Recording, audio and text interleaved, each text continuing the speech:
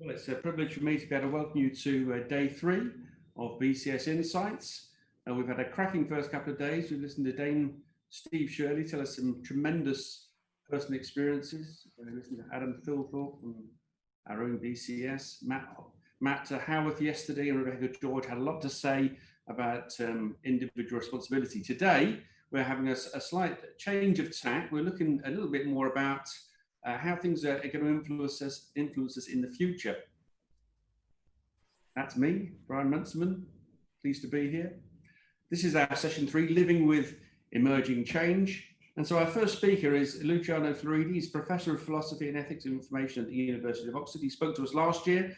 Welcome, Luciano. And I know you've got slides you'd like to share with us and a speech for us now. So I will hand over to you. Thank you. Thank you, Brian, and thank you, everybody. Welcome on this online bit of interaction. I know we don't have much time, and I will go immediately to the presentation, which I hope you will be able to see. I'm now sharing my screen, and hopefully I can see Brian nodding, so you are seeing what I am seeing, which is always reassuring.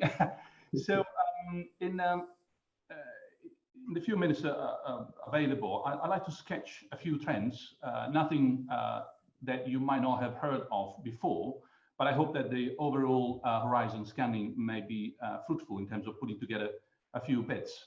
Now, this is where we come from in terms of AI and what we've been personally, at least annoyed by for years. This article, as you can tell, is years old, it's 2014. And since then, for the past 5 or 6 years, we've been hearing about artificial intelligence as the biggest existential threat. There's a quote from Elon Musk. Now, the beauty of scholars is that we don't forget. When you say something silly, we will remember it. And unfortunately, we will remember it for the rest of your life. That's what archives are for. And so I'm afraid Mr. Musk will go down in history for having said something absolutely ludicrous like that. It was ludicrous years ago.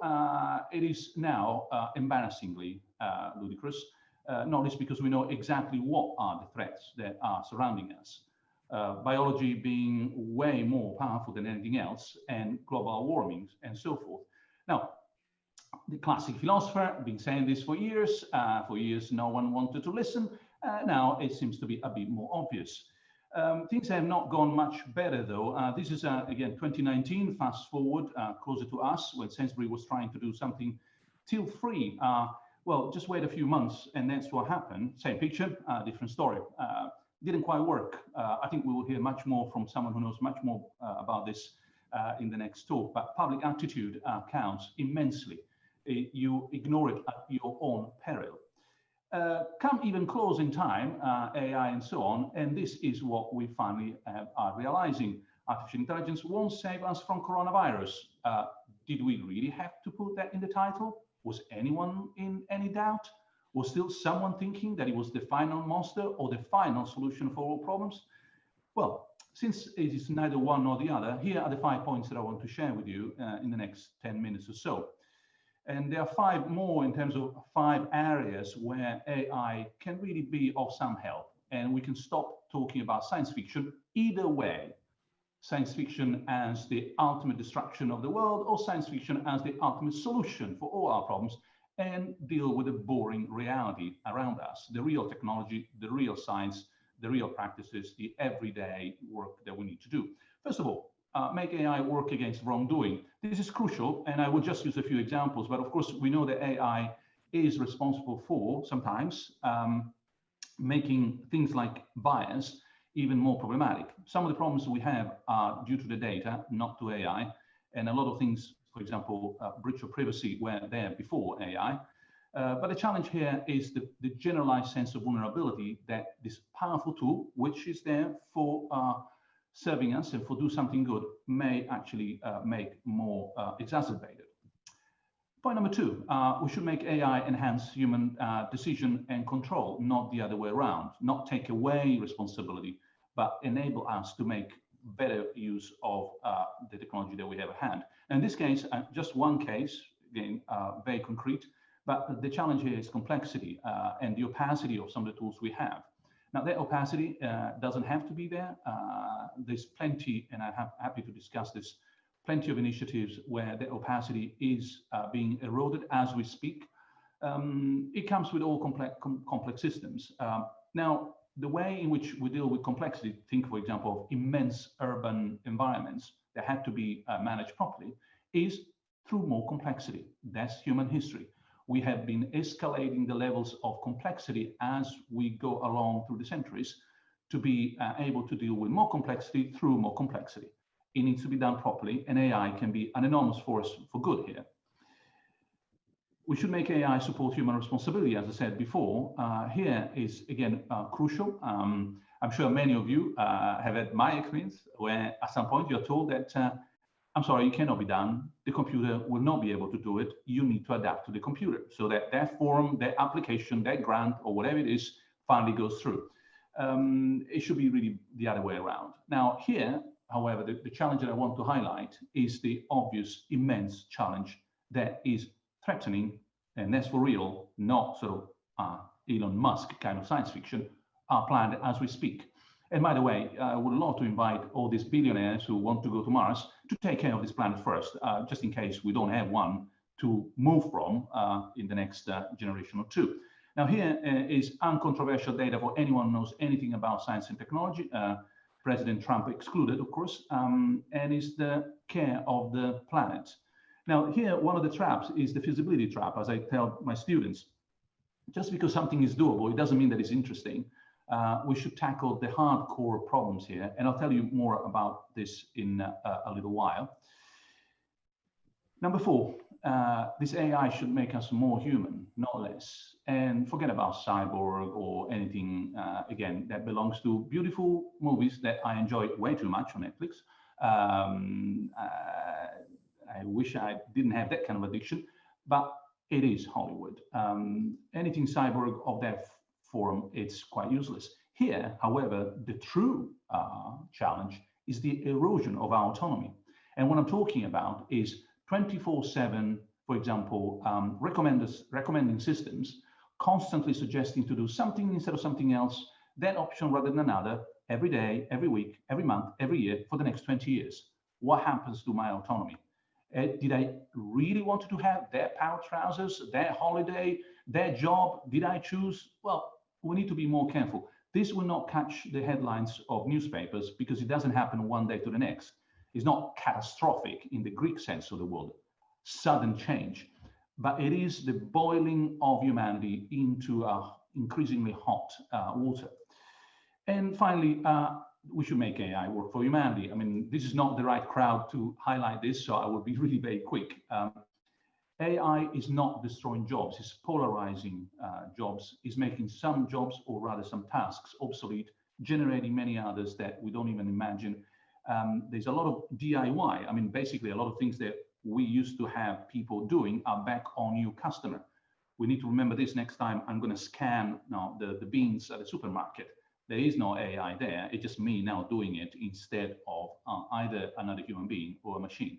Now that is certainly the future, but these kind of scenarios where anyone and his uncle has decided that no, those tens of millions of jobs are going to disappear in the following X number of years. Let me just remind you one point. Imagine you are in 1920, 100 years ago, and someone to ask you, could you please predict the future in about 20 years, 1940, or let's say, no, in 30 years, 1950. Any prediction would have been just so completely wrong.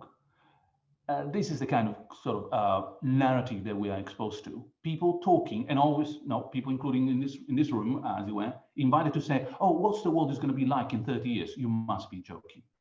Anyone serious about that doesn't know what he's talking about. So there are trends, of course. I mean, we have mistakes. Work is not a cake. It's not that if there's not something for you, there's less for me. Just remember when it comes to Saturday and Sunday and the chores at home. And there is no real, as it were, threshold. The threshold is given by what is economically viable. And so some of the things that were not viable in the past are becoming viable also thanks to technology. Now, this represents a massive, extraordinary change. but not the trivial, obvious, oh, jobs are disappearing, what are we going to do in the future? This data, for example, come from a rather recent analysis by the American Tracking Association report. You can tell how many jobs are going to be missed.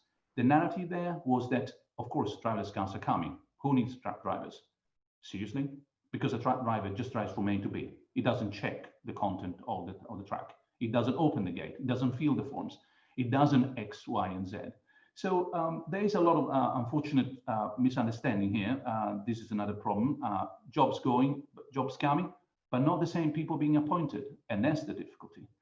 If you read this and say, oh, that was years ago, by the way, 2018, Lloyd saying, well, we're just hiring 2,000 more people. They're not the same. That is the trouble. People like me in their mid-50s, if they lose the job, they're not going to find a job easily. So there will be more interfaces, more jobs coming up, and we need to be prepared as a society. I think it's the end of some skills, it's the end of some business models. It's not really the end of work as having a job, maybe not, but it might be the end of identity as a job, my sort of identity on a business card. And that's not a bad idea. We have been like that only for a century or two. We were not like that in the past. We may not be like that in the future. I'm not my job. So coming to the end, because I know time is running out. So what can we do about all this? And I gave you just a really super sketchy, bird's eye view of some of the challenges and some of the misunderstandings. I'm afraid I've been saying this for too long, and it sounds like a broken record, but technological innovation is not the challenge. It's the governance of the digital. It's what you do with it that makes a big difference. And given that it's the governance that makes the difference and what direction you want to go properly, well, what we need is a human project. There is no right or wrong direction unless you know where you want to go. And where exactly are we going with this technology in general? Well, remember the challenges that I mentioned before. I think that we should build from the divorce between agency and intelligence, which is what really AI is today. You can do things at zero intelligence, like my iPhone that plays chess better than anyone else I've ever met, and yet it has the intelligence of my grandmother's fridge. That divorce between agency, the ability to perform a task successfully in view of a goal, from any intelligence, in order to do so, well, that divorce should be accompanied by a marriage. The marriage between what I like to call the green and the blue. And that's coming to an end for real. That's the last slide. The green and the blue is not what everybody thinks, oh, well, obviously, it's sustainability and digital coming together. Yes, but not quite. And that's the comment that I would like to end up with. If anyone thinks that green and blue are just two, as it were, bit of a color that you can paint anything with and be done, no matter what you're doing, well, we will be missing the opportunity that sort of stopping the world for a few months has provided us with. What we need to produce is the green and the blue. So with an analogy, it is not buying renewable energy, it is producing renewable energy that I'm talking about. That is the green and blue that I would like to see, where AI and representing the digital and the environment come together. We have this project, and I finish with this a bit of advertisement, for example, just to be concrete. So it's, oh, it is not fluffy philosophy stuff. No, what we have in Oxford, we just launched it and we will stop on the way. We'll start again in September. It's called the Oxford Initiative on AI for SDGs, the Sustainable Development Goals, the 17 goals. And we're analyzing how AI is helping with each of those 17 goals to make a difference that, honestly, if anyone thinks it's not ethical, well, the problem is theirs, not ours. It is them to have to defend why AI for SDGs is not a very good idea as we move towards more challenges than just, unfortunately, a pandemic. Thank you. Thank you, Luciano. This is Catherine, formerly CEO of doteveryone. Catherine was involved with a massive bit of research about public attitudes to IT. We had a little bit of assistance with that as well, so we're pleased to be involved with that. So she's going to talk to us a little bit more about that. Please, everyone, keep your questions coming in, and we'll put questions to both speakers and some jointly as well, no doubt. So I'd like to hand over to you now, Catherine. Thank you. Are we seeing a blue slide with some funky little drawings on it? I hope so.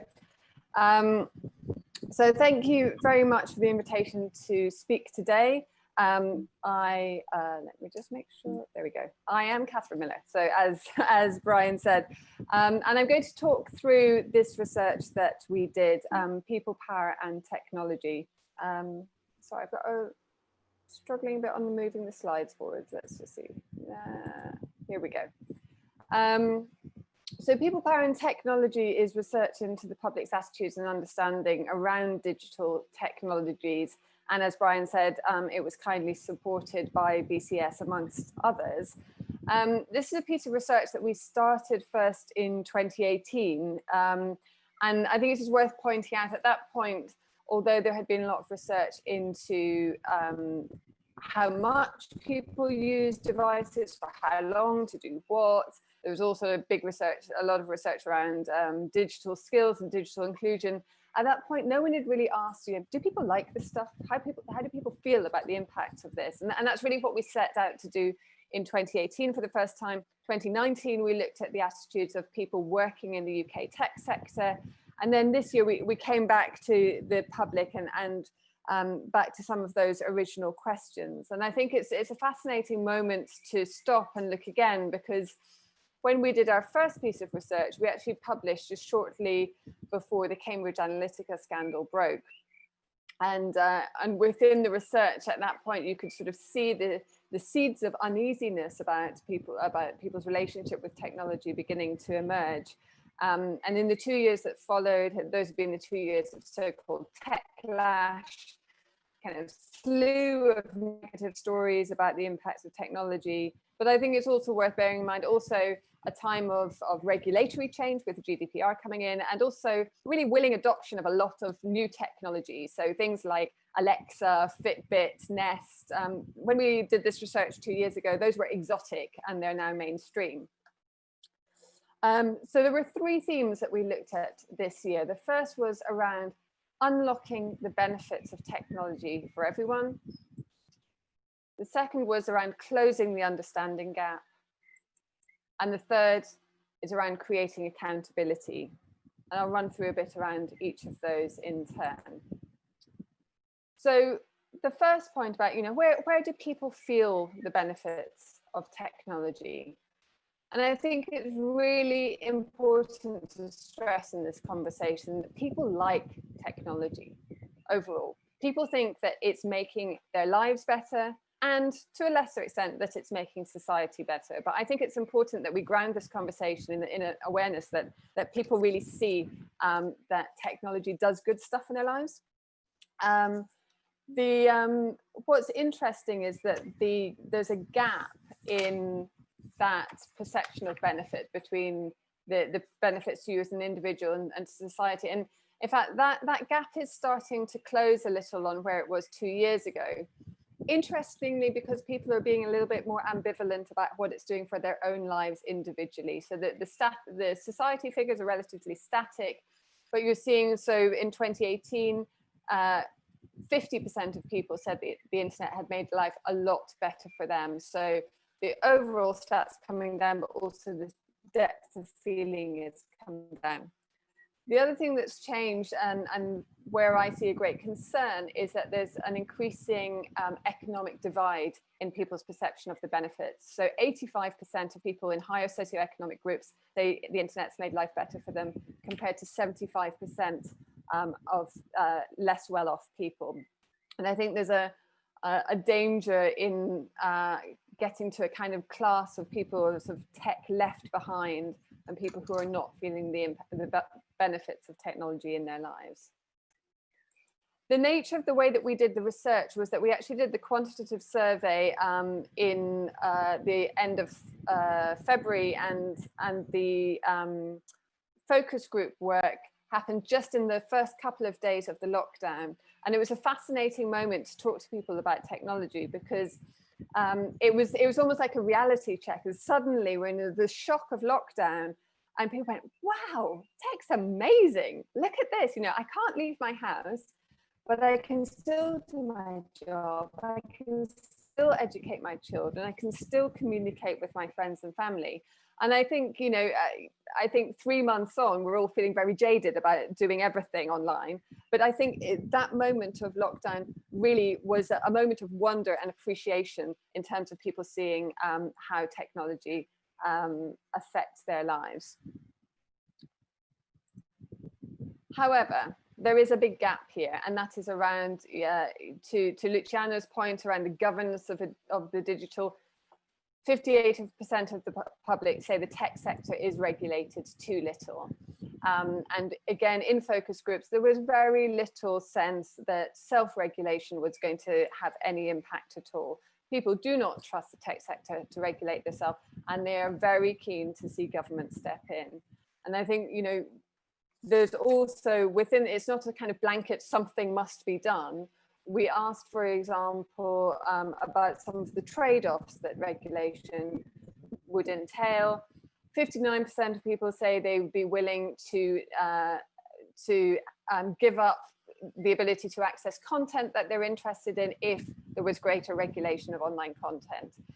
Around 2/3 say that they would be willing to see less choice and innovation in return for regulation. So those trade-offs are acceptable to people, and people do recognize that regulation would entail trade-offs. The second point is around understanding of digital technologies. And in 2018, we found a massive deficit in the public's digital understanding. And when we talk about digital understanding, we don't mean digital skills. We don't mean the ability to use a device and get it to do the operation that you want it to do. We're talking about understanding the implications and the impacts of doing that. And what we see this year is a huge increase in people's understanding of the kind of underpinning data transactions that a lot of tech services are based on. So you see there on the left, 85% get it, that when they search, when they buy products online, that the information will be gathered by the services they use. But as you go down that row, you can see it's a bit of a game of catch up. So newer applications of technology, biometrics, workplace technology, people have not caught on to that. So the understanding is still lagging behind the reality of technology. What is super frustrating about this is that understanding of how technologies work is not translating into any greater ability to shape your experience of using digital technologies. So for example, 94% of people say it's important to know what a company is doing to keep their personal data secure. Only 25% can find that out at the moment. And although we saw those statistics around people's understanding of data increasing significantly, these kind of statistics about ability to take action are remaining stagnant. So that greater awareness does not give people greater power. And you see that particularly around T's and C's, everyone's greatest bugbear, but a great sense of disempowerment around T's and C's. You have no choice, even if you have concerns, you don't understand them. And I think that last point, there's no point reading T's and C's because companies do what they want anyway. It returns to that point around the lack of governance, the lack of regulation. So the final point was around accountability. And on this, we looked at what are the issues that people are concerned about. And they really go across a wide range from you know, the things that hit the headlines, children accessing inappropriate content, online scams, but also still significant, you know, or not insignificant levels of concern around what some might call sort of the ethics issues, the decision making by AI, facial recognition, those kinds of things. And in the conversation, again, people were very able to articulate where their concerns lie. And I think this is a change from where we were in 2018, where I would say before this conversation had become a mainstream issue in the public and in the media, in focus group conversations, people would sort of say, well, it just feels a bit creepy, you know. Whereas now people are able to be much more specific about the things that they are concerned about, both relating it to news stories that are in the public realm, but also to their own personal experience. what's really problematic is that when bad stuff does happen, people don't have anywhere to go with it. So in the first place, only a third of people actually say they know where to turn to report a problem when online. And then we see, 26% of people have reported a problem and nothing happened as a result. So that shows a massive deficit of accountability within the tech sector. And commensurate with that, very low levels of trust. So only 19% of people believe that tech companies design their products and services with their best interests in mind. And I think, if I was running a tech company, that is a figure that I would not feel at all happy about. So in terms of what do we do about all of this? I mean, this is, as Brian said, this is one sort of substantial piece of public opinion research, but the recommendations that we've made off the back of it draw on a large body of work that doteveryone has done over the past 5 years. I'm going to run these through at a very top level, and of course, I'm very happy to talk in more detail about them in the Q&A that follows. Sorry, these slides seem to skip forward. There we go. So the first recommendation we make is for an Office for Responsible Technology.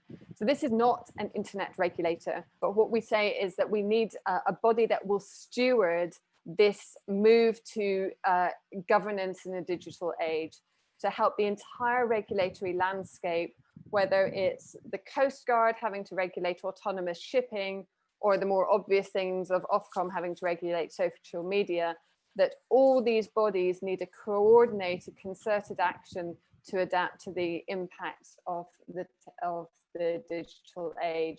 And particularly when COVID has accelerated the digitization process, that we really need to move at this in an urgent and concerted way. Sorry. The second point we make is to have design standards that give people not just understanding, but also control. So the media literacy push that has emerged through a lot of different policy initiatives is welcome, but there is no point, as we saw from our research, just giving people more information, burdening them with a responsibility when the architecture of the services they use does not allow them to act on that information and to actually shape their services in ways that align with their own values and preferences.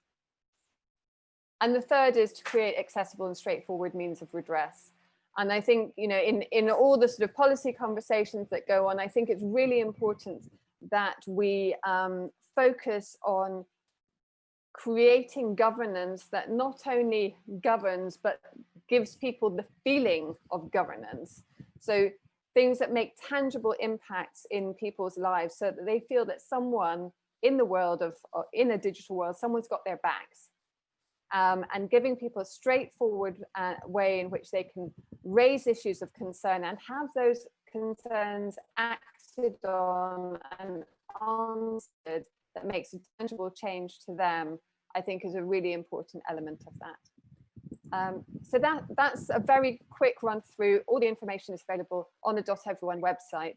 And I think I would just stress, having, I guess Luciano and I are kind of presenting things from the two ends of the spectrum. And I think it's both ends are really important to this discussion, that we must not lose sight of, who are we doing this for? In whose interest do we want to govern?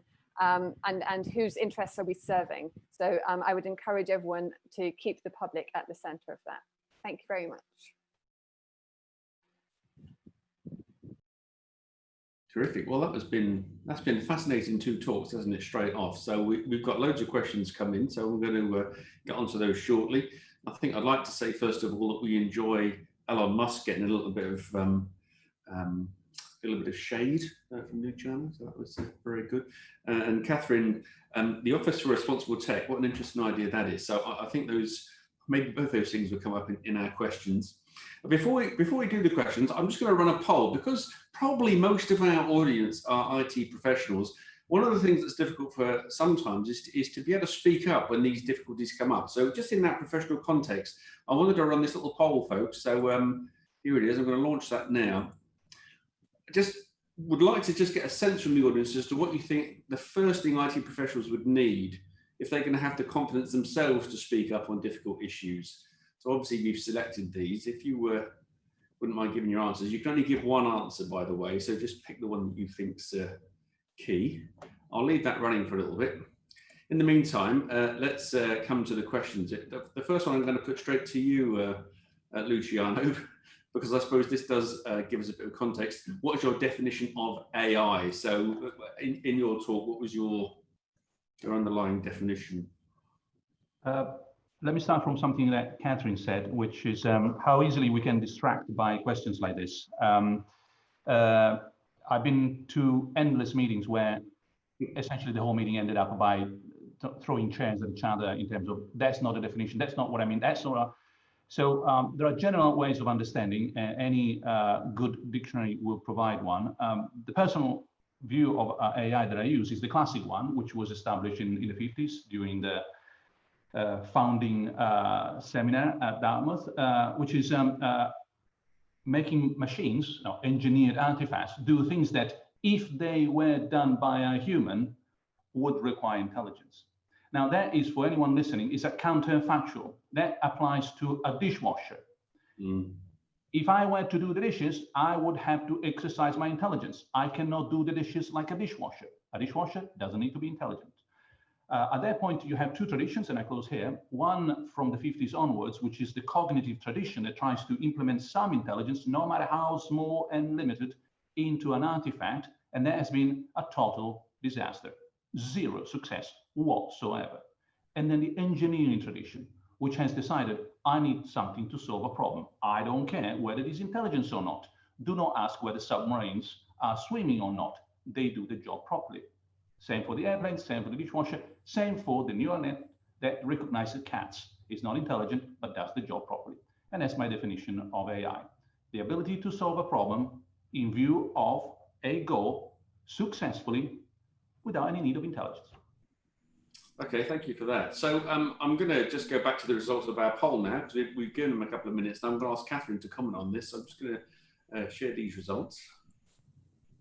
What's the first thing IT pros need if they are to have the confidence to speak up in difficult issues? Strong professional body backing. Well, of course, I'm pleased to have seen that. Thank you very much. And the second one, the backing of a professional code of conduct related. Just like to ask you, Catherine, just about the third one there, evidence that speaking up works. Now that perhaps it's where it gets a little bit more difficult. What's your views on that? Do we have that sort of evidence? I think this is fascinating, and I think it's really interesting to see these responses from an audience of people who belong to this body, right? Or at least I presume majority of the people in the audience belongs to the body. So we did some research last year into the attitudes of UK tech workers, and I think that it was incredibly both heartening and depressing at the same time. So one of the striking findings was that over a quarter of UK tech workers had seen a decision made about a product in the course of their work that they thought would have negative impacts on people in society. And that's both depressing because it shows it's happening frequently, but it's incredibly heartening because it shows actually people are really good at spotting bad stuff. And in a sense, you know, with no disrespect to Luciano, they don't need to be a philosopher to say they've got, you know, when people explained what it was that they thought was bad, they had very specific and very articulate reasons why they thought the issue they had spotted was problematic. I think we, you know, in a similar sense, we then sort of said, well, what did you do about it? And 1 in 5 of the people who had that experience quit their job as a result, which again is both heartening and depressing, because it's heartening in that it shows people have got moral backbone and they will not stand for things that they think are problematic. It's depressing because they didn't have the ability to speak up and feel, I think, that point that it would change something. And this is essentially an organizational issue. This is not a moral or ethical issue. It's a problem in the workplace that you are not giving people structures in which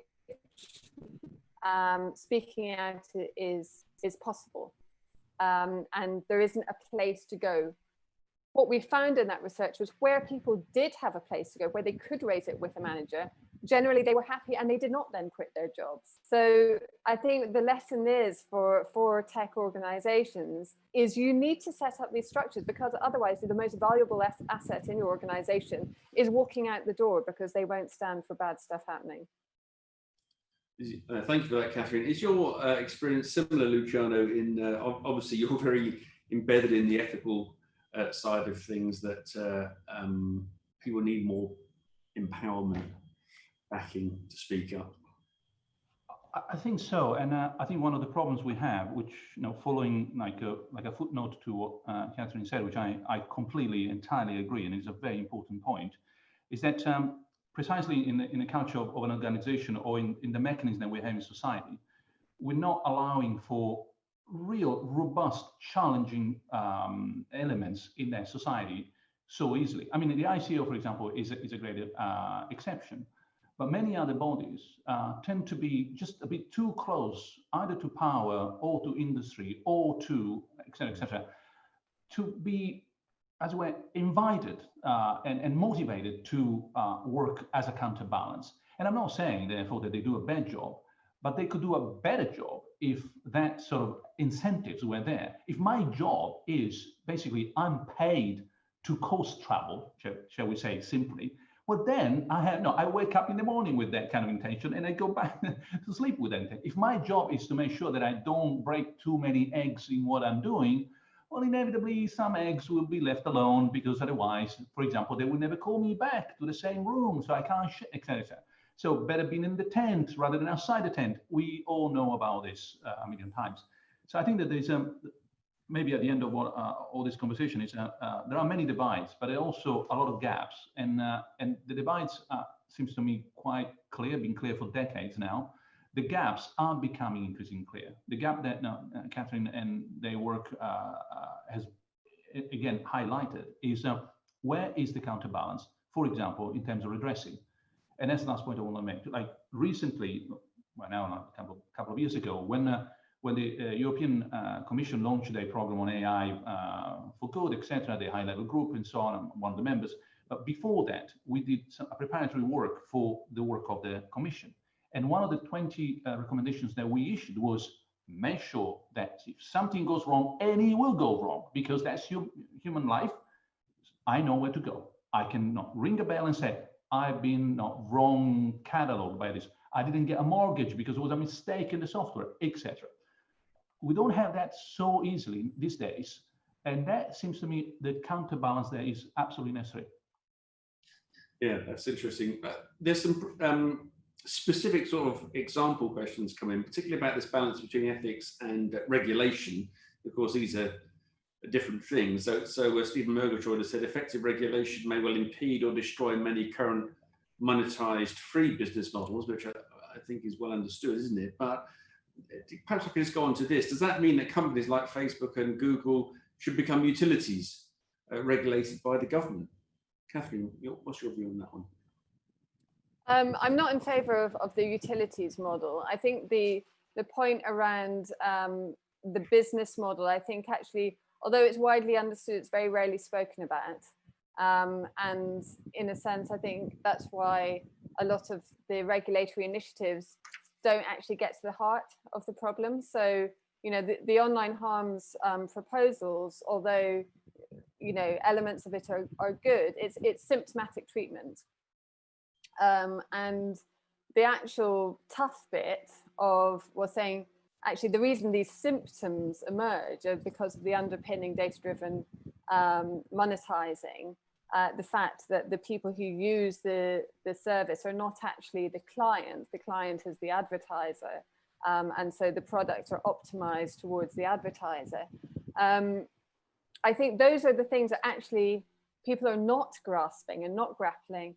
There's a decision in Germany that you'll probably be aware of by the cartel, I'm not sure how you say it in English, the Bundeskartellamt, the version of the CMA, which is actually getting to this fundamental underpinning point. And I think it'd be really interesting to see if that translates all the way through, what would be the impact of that? Because that really is saying, actually, it's the business model that's the problem here. And until we unpack that, we're not really going to have effective governance. I mean, the cross-borders thing is an interesting thing. We had a question here, how do you regulate across borders? But I'm just going to expand that a little bit, because obviously Germany can take that view, which it looks quite a strong stance that they're going to take, doesn't it? But that's not going to be replicated necessarily anywhere else. And reading as well about certain popular short message platforms that say they can't edit their material too much, but manage to keep, for example, all the Nazi references out of the German market specifically, which shows that they can do that. And I suppose the long-winded question I'm getting around to is, how do we actually make these things global and not just individual spots where things happen quite well? Luciano. I think that we should be careful about the, shall we say, the semantics. These are called multinational, and guess what? You can work when you have a multinational. Maybe a supranational institute, maybe something called European Union. I'm sorry, but I'm showing my colors here. Against the multinational, being national is not going to work, full stop, because they move. But if it is a supranational organization that deals with a multinational, well, there is no nation to go to do your business. That's why the people back in Europe and the European Union will be able to cope more successfully in terms of voice, strength, and rules of the game than other people in other contexts, if they want to do it. Whether they want to do it or not, that's another story, but they have the opportunity. Yeah, interesting. So this is a question that's coming. Is the debate about how to regulate AI causing it a slowdown in its adoption? And I would add to that, might that be a good thing? We'd like to pick that one up. Catherine. I think there's an interesting thing where having a very long-winded debate actually, I think, creates a window for more bad stuff to happen. So I think at the moment, until you actually have a piece of legislation that comes into place, I think, to show my true skeptical colours, I think it's been greatly in the interests of some of the big tech companies to create an ethics debate, which precisely puts off the point of governance and real stuff they have to comply with for an awfully long time. And the more 360-page PDFs that they upload to their websites about what their self-appointed ethics committee has to come up with, which, Luciano's done great work, which shows it all boils down to the same few things time and time again. That has been very effective at buying everyone time to continue making facts on the ground. And that is something that absolutely enrages me, that everyone's falling for it. Right. Because all it's done is that we're 3 years later than we could have been had we cracked on and started creating some proper rules up front. It's not been slow. Just add something, I so much agree. Their objection, I heard that objection now for a decade now. And to me, it's like the objection of someone saying, are you sure that putting their hands on the driving wheel, etc., you're going to slow down the car? No, I'm just going to tell you where to go. You can go as fast as you like. Legislation, politics, society, they tell you where to go, not how fast you go. And of course, at the moment, we're just going fast in a direction that we haven't decided entirely. So maybe it is time to stop this rhetoric about, oh, it's going to slow down AI. Seriously, as for example, what AI has done for us through doing the coronavirus. Oh, certainly we didn't legislate, we didn't do anything, and now it's giving such a big help. Absolutely, it has been so crucial. Totally no, banal. No, of course not. So hands on the wheel, forget about the brake and the pedal. It's where we're going that makes the difference. And I have to say that, as Catherine said, we could have decided about the direction years ago. Every year we waste is a year that we go in a direction we haven't decided, and it's not a good idea. Yes. Okay, that's it. Now, so I've got two specific questions, one for each of you based on your talks. First of all, for yourself, Catherine, someone said, can you elaborate a little bit on the governance of the digital? Perhaps give a couple of examples of what good governance would look like. Well, I think the governance of the digital was actually Luciano's phrase. But and I think, you know, what we have talked about in terms of creating regulation that is fit for the digital age, we identified there were three gaps in the current regulatory landscape. The first is one of capacity, which is both in terms of tech issues or tech-driven harms falling between the gaps. So there are issues that fall between regulators. Advertising and electoral advertising in particular is a really obvious one, but there are many. So there's a need to kind of close off these gaps, but also there's a gap in the capacity within regulators in terms of specialist knowledge and understanding, and particularly the imbalance between what the knowledge and understanding and the expertise that regulators have versus what is held within the tech companies. The second gap that we identified was evidence. And a lot of policy making, a lot of even regulation is kind of policy making by anecdote. And so we don't actually know what is the problem we are trying to solve. In the online harms conversation, what is the evidence of harm created through social media, and how much can we attribute to different causes, and how much is a societal cause that is, you know, that is then being amplified by social media? There's a massive evidence gap, and that is also due to the fact that it's the tech companies that hold the data that would allow us to interrogate these questions, and that we don't have access to this. And then the third gap we see in the current regulatory landscape is the question of redress, which I referred to earlier. So I think in creating regulation that's fit for the digital age, we wanted to see those three gaps closed off between capacity, evidence, and redress.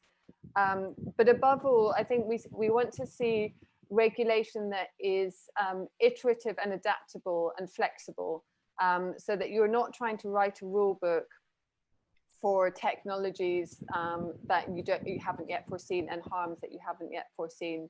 So I think, to Luciano's point, in terms of knowing where we want to be, we need to have the underpinning principles of what is, you know, this is now straying into the philosopher's territory, but what is the good society in a digital age, and then building a regulatory framework that promotes that.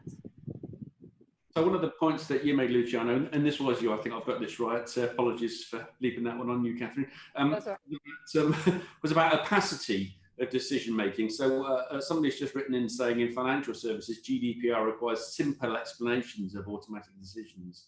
Now, is that a fundamental principle that's actually not really been looked at in a lot of other contexts? Yeah, so the opacity I'm talking about is not the kind of opacity that I have, for example, with respect to my TV. I have no idea how it works, honestly. Trust me. If it breaks down, I call someone else. To me, it looks like someone knows, and I'm glad that someone knows, and there is no opacity for that someone. A lot for me. So the GDPR is something that is not opaque at all, because someone knows how it works. No, the lawyer, the expert, someone in the company, whatever. The opacity I'm talking about is when the expert doesn't quite know. Well, that is the opacity that you can be worried.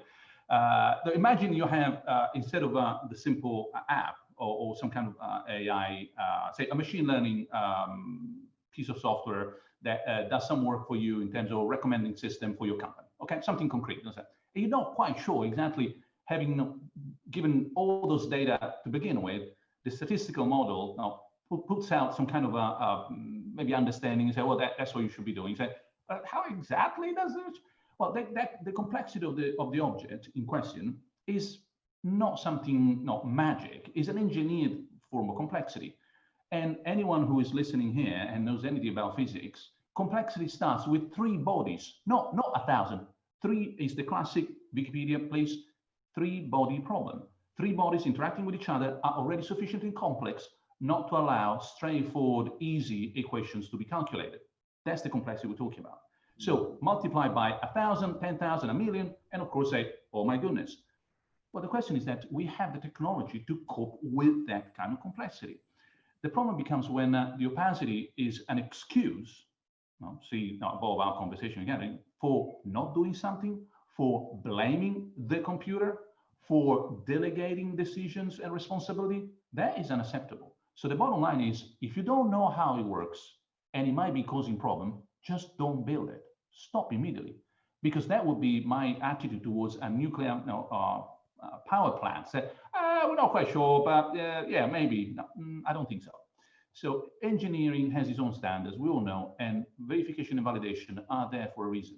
So having said this, I mean, it's a matter of science and technology to know that we are progressing very quickly in terms of removing the opacity. So a year or two, maybe 3 at most, shall we say, I'm going to see it, hopefully, fingers crossed, not next generation. Okay. Let me just share a slide with you. We, oops, not that one, it's the next one. A little quote, we do a little bit of research with all our members where we ask them about any ethical dilemmas that they faced. And this, I thought, just exemplified some of the tensions involved in the pace of change at the moment. It's increasingly difficult to maintain professional standards whilst responding to rapidly changing demands. It uses infosecurity, or the writer uses infosecurity as an answer. That its needs can often conflict with immediate flexibility, ease of accessing facilities, and so on. I just wondered if you felt that this actually mitigates against us making good decisions because things change so quickly. Catherine, what do you think? And I think that the fact that you're having to weigh up competing demands is not unusual. I mean, that applies in any engineering context, in any life context, you know, quite frankly. People are always having to weigh up the trade-offs. I think what we've found in practice is that there aren't mechanisms, particularly in product teams, there aren't mechanisms for doing that. And the stress on speed of development throws everything else out the window. And I think, you know, one of the important things, and again, this is where a professional body, not necessarily in creating sort of hard rules, but in creating structures that allow people to have these conversations and to weigh these up, you know, that's an area in which a professional body can support. I mean, we developed a process called consequence scanning, which it's an agile process that sits within the development cycle that allows people to have these conversations in a structured way and to trade off these different competing demands and to consciously make those decisions and articulate why it is that you feel that this need outweighs the other need. And what the impact of that is, and then to monitor those over time. And I think, you know, organizations need to be able to adopt these processes that give people the confidence that, you know, not that you're going to have solved every problem or met every need, but that you have considered them and knowingly chosen one approach over another with kind of owning the consequences of that. That's interesting. Luciano, could I ask you from your philosophical perspective, is this pace of change a genuine acceleration, or has it been quite consistent in the technological age for the last 120 years, or are we seeing a quantitative change? I think it is a concrete, real change in pace. I would also, like Catherine, put a bit of context around this pace. For example, especially in digital context, where the pace of some of the decisions that have to be taken is substantially counterbalanced by the ability to foresight what is coming. Now, you know, go back 100 years ago, and anything might have been a curveball because, you know, we didn't have the computer, the data, the models, the statistics, etc., to say, okay, next year there might be such and such phenomenon. Are we ready for it? Now, fast forward 100 years, and I still find companies working, literally looking at their feet. And therefore, oh my goodness, every step is an emergency. I know. How about looking like, you know, where you're going for the next 2 or 3 years? But if you shorten your span of attention, anything is an emergency, even preparing lunch. But if you know that you have to do a bit of shopping because you delay something that has been thrown at you. So I would say, yes, the pace, the digital technology have made life a little bit faster, and if you like, even more enjoyable. At the same time, they have given us amazing opportunities and powerful tools to do what is known as foresight analysis. We just again published something on this, etc. And the shock was to see how little that those tools are being deployed to make sure that not everything is urgent, is sudden, unexpected. In other words, that business doesn't work like politics, emergency, because then, last point, emergency is a beautiful excuse to do whatever you want because it's an emergency. So all of a sudden, go. Let's not do that as the politicians love emergency because they give them immense power. When companies tell you there is an emergency, watch out because maybe it's a way of justifying their decisions anyway. I sense a whole other conversation coming on there, which we can't really pursue, but thank you for that point. I've got one interesting point that someone's made and then two more questions. Nothing we can do on our little islands will influence teenage Southern Californian billionaires. Their regulators don't understand that problem and are easily bought off. I'm not going to ask either of you to comment on that, but I thought it was just worth reading here. Luciano, I said I wouldn't ask you any weird questions, but I've got to ask you this one. What are your views on inserting a chip into humans? Is it ethical? So I said again, I missed you that. What are your views on inserting a chip into humans? Is it ethical? I think that that is a bad question because you ask you a yes/no answer, where in fact the real answer is maybe it depends. Yes. So if it is, for example, if I'm blind and someone develops, say, round the corner, a chip that makes me see again, what do you think is the answer? If I'm perfectly fine, etc., and someone decides, like in a rogue state, to implant in every human being when they are 5 years old a chip to control everybody, is that a good idea? So seriously, like, let's be realistic. And now the technology can be used is always polarized, is always both, not neither, both good and bad. It's a different story. It's not neutral. It's double charged. And therefore, you can push it and pull it in different directions. Honestly, a chip under my skin, just so that I can pay automatically, I don't think so. If it makes, for example, my heart work better because I'm 85 and I need that chip anytime. Absolutely. Good. Thank you. So here's the last question. Now, this actually draws some strands neatly together because this is something that Dame Stephanie Shirley said on our Monday session about IT workers, particularly professionals, sticking to, even if they don't have a code of conduct, perhaps in the BCS, just a general range of principles. So here's the question. Should there be a Hippocratic oath for IT workers, Catherine? So when we asked IT workers or tech workers more generally, what did they think would be the most effective way to ensure that tech companies paid attention to the needs of people in society?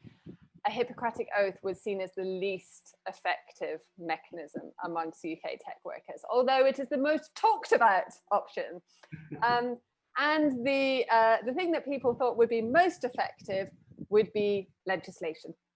Okay. And I think, you know, I think that's I speculate that I think that's been shaped by people's experience of going through GDPR, where a new piece of legislation came in and stuff changed. People did stuff differently. So people have a tangible experience of where legislation has driven change. But I'm afraid I share that skepticism. I do not think a Hippocratic oath is what we need. I think we just need, you know, plain vanilla legislation like everything else to get stuff to work properly. Is that a result of that question, do you think, Luciano, of the fact that we like to analogize as human beings? So we think an IT professional, that's important. Doctors are professional. Let's call it a Hippocratic oath. I think that I completely agree. Once again, I'm sorry, but this is not a debate. It's like we're totally on the same page with Catherine. The oath, which has been discussed, trust me, since the 80s, it's really not that interesting. It doesn't work, but it doesn't work because it doesn't come with any particular bite.